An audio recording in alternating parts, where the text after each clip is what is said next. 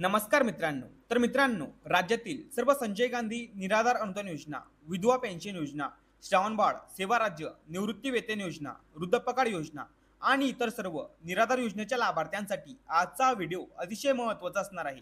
कारण मित्रांनो, या सर्व योजनेतील लाभार्थ्यांना मे महिन्याचा हप्ता राज्य शासनाच्या माध्यमातून वितरित करण्यात आलेला आहे आणि लाभार्थ्यांच्या खात्यामध्ये मे महिन्याचा 1500 रुपयाचा हप्ता जमा सुद्धा झालेला आहे. पण अजूनही राज्यातील अनेक लाभार्थी असे आहेत ज्यांच्या खात्यामध्ये मे महिन्याच्या हप्त्यासोबतच एप्रिल महिन्याचा हप्ता सुद्धा जमा झाला नाहीये आणि अनेक लाभार्थी फोन करून मेसेज करून त्यासोबतच कमेंट करून प्रश्न विचारतायत की मे महिन्यात संपून सुद्धा मे महिन्याचे अनुदान आमच्या खात्यामध्ये का जमा झाला नाहीये. आणि अनेक लाभार्थ्यांना मे महिन्याच्या हप्त्यासोबतच एप्रिल महिन्याचे 1500 रुपये सुद्धा मिळाले नाहीयेत. तर राज्यातील अनेक लाभार्थ्यांचे अनुदान जमा न होण्याचं आणि हप्ते थकीत पडण्याचं नेमकं कारण काय आहे आणि आता लाभार्थ्यांचे एप्रिल आणि मे महिन्याचे थकीत हप्ते त्यांना कशा पद्धतीने मिळणार या संदर्भात संपूर्ण माहिती आपण आजच्या या व्हिडिओमध्ये बघणार आहोत. तर ज्या लाभार्थ्यांना एप्रिल आणि मे महिन्याचा हप्ता त्यांच्या खात्यात जमा झाला नाहीये त्या सर्व लाभार्थ्यांसाठी आजचा व्हिडिओ अतिशय महत्त्वाचा असणार आहे. त्यामुळे हा व्हिडिओ नक्कीच शेवटपर्यंत पहा आणि इतर लाभार्थ्यांना सुद्धा हा व्हिडिओ नक्कीच शेअर करा, जेणेकरून त्यांना त्यांचे एप्रिल आणि मे महिन्याचे थकीत हप्ते मिळण्यास मदत होईल. तर मित्रांनो, तुम्हाला माहितच आहे की या योजनेच्या अंमलबजावणीमध्ये तहसील कार्यालयाची भूमिका अत्यंत महत्त्वाची असते. तर तहसील कार्यालयातील डेस्क 1 विभागामध्ये लाभार्थ्यांच्या पेमेंट फेल होण्याची कारणे म्हणजेच फेल्युअर रिझन दाखवली जातात.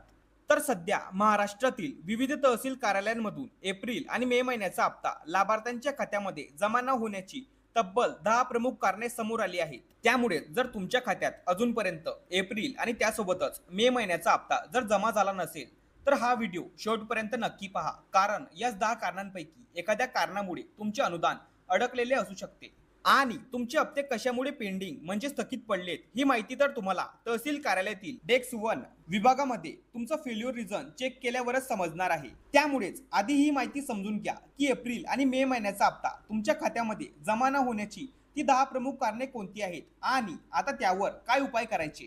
त्यानंतर तुमच्या संबंधित तहसील कार्यालयामध्ये जाऊन तुमचं फेल्युअर रिझन चेक करा आणि त्यानंतर मी या व्हिडिओमध्ये सांगेल त्याप्रमाणे उपाय करा.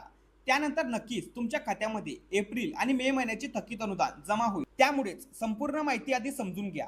तर आता लाभार्थ्यांच्या खात्यात पैसे न येण्याची 10 प्रमुख कारणे कोणती आहेत आणि आता त्यावर काय उपाय करायचे याबद्दल सविस्तर माहिती समजून घेऊयात. तर मित्रांनो, सर्वात पहिलं कारण आहे अकाउंट क्लोज्ड और ट्रान्सफर्ड.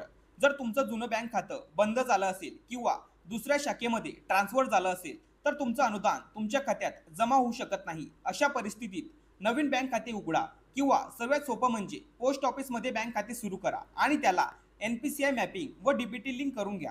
त्यानंतर आता दुसरं कारण आहे Aadhaar number not map to account. तर मित्रांनो, जर तुमचा आधार क्रमांक तुमच्या बँक खात्याशी लिंक नसेल तर DBTचे पैसे तुमच्या खात्यात जमा होत नाहीत. त्यामुळेच त्वरित बँकेत जाऊन आधार लिंकिंग आणि NPCI मॅपिंग पूर्ण आहे का ते चेक करून घ्या. त्यानंतर आता तिसरं कारण आहे अकाउंट इनॅक्टिव्ह.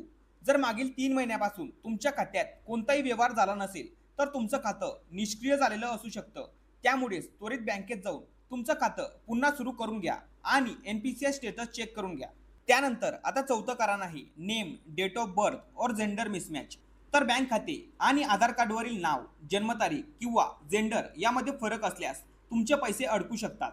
त्यामुळे सर्व कागदपत्रांवरील माहिती एकसारखी आहे का ते चेक करून घ्या, कारण आपण अनेक वेळा आधार अपडेट केल्यानंतर त्यावरील थोडीशी माहिती तरी मिसमॅच होतेच. त्यामुळेच तुमची सर्व माहिती एकसारखी आहे का ते चेक करून घ्या. जर तुम्ही तुमचं आधार कार्ड किंवा इतर माहिती अपडेट केली असेल तर ती माहिती संबंधित तहसील कार्यालयामध्ये जाऊन अपडेट करून घ्या. त्यानंतर आता 5वं कारण आहे KYC डॉक्युमेंट पेंडिंग. जर तुमचं KYC पूर्ण झालेलं नसेल तर तुमचं बँक तुमचा व्यवहार थांबवू शकते. त्यामुळेच आवश्यक कागदपत्रांसह बँकेत जाऊन KYC प्रोसेस पूर्ण करा. त्यानंतर आता 6वं कारण आहे अकाउंट फ्रीज और ब्लॉक. तर काही वेळा बँकेकडून खाते फ्रीज किंवा ब्लॉक केले जाते. अशा खात्यात सरकारी अनुदान जमा होत नाही.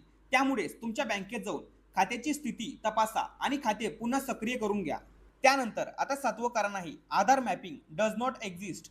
जर तुमचा आधार DBT सिस्टीममध्ये योग्य पद्धतीने मॅप झालेलं नसेल तर तुमचं पेमेंट अडकू शकतं. त्यामुळे आधार सेटिंग आणि DBT मॅपिंग पुन्हा तपासून घ्या. त्यानंतर आता 8वं कारण आहे document pending during major update. तर जर तुमचं अल्पवयीन खातं मेजरमध्ये अपडेट करताना काही कागदपत्रे जमा केली नसतील तर हा प्रॉब्लेम येऊ शकतो. त्यामुळे तुमच्या बँकेत जाऊन उर्वरित कागदपत्रे जमा करा आणि खाते अपडेट करून घ्या. त्यानंतर आता 9वं कारण आहे इनॅक्टिव्ह आधार कार्ड. जर तुमचं आधार कार्ड निष्क्रिय झालेलं असेल तर तुमचे डीबीटीचे व्यवहार थांबू शकतात. त्यामुळेच तुमच्या जवळच्या आधार सेवा केंद्रात जाऊन तुमचं आधार कार्ड अपडेट करून घ्या आणि त्याला सक्रिय करून घ्या. त्यानंतर आता शेवटचं आणि महत्त्वाचं 10वं कारण म्हणजे participant not map to product. तर हा एक टेक्निकल एरर आहे. यामध्ये तुमचं बँक खातं डीबीटी प्रणालीशी योग्य प्रकारे जोडलेलं नसतं. तर अशा वेळी नवीन बँक खाते उघडून त्याला आधार लिंकिंग आणि एनपीसीआय मॅपिंग पूर्ण करणं गरजेचं ठरू शकतं. तर मित्रांनो, या 10 कारणांपैकी कोणत्या तरी एका कारणामुळे तुमचा हप्ता अडकलेला असू शकतो. त्यामुळे जर अजूनही तुमच्या खात्यात एप्रिल आणि मे महिन्याचे अनुदान जमा झाले नसतील तर तात्काळ संबंधित तहसील कार्यालयात जाऊन तुमचा फेल्युअर रिझन तपासा आणि त्यानुसार आवश्यक ती कारवाई करा. त्यानंतर तुमच्या खात्यात नक्कीच एप्रिल आणि मे महिन्याचे थकीत अनुदान जमा होईल आणि यापुढे सुद्धा तुम्हाला कोणत्या प्रकारचा प्रॉब्लेम होणार नाही. त्यामुळे आताच या व्हिडिओला लाईक करून हा व्हिडिओ सेव्ह करून घ्या. आणि या संदर्भात जर तुमचे काही प्रश्न असतील तर तुम्ही तुमचे प्रश्न कमेंट करून विचारू शकतात.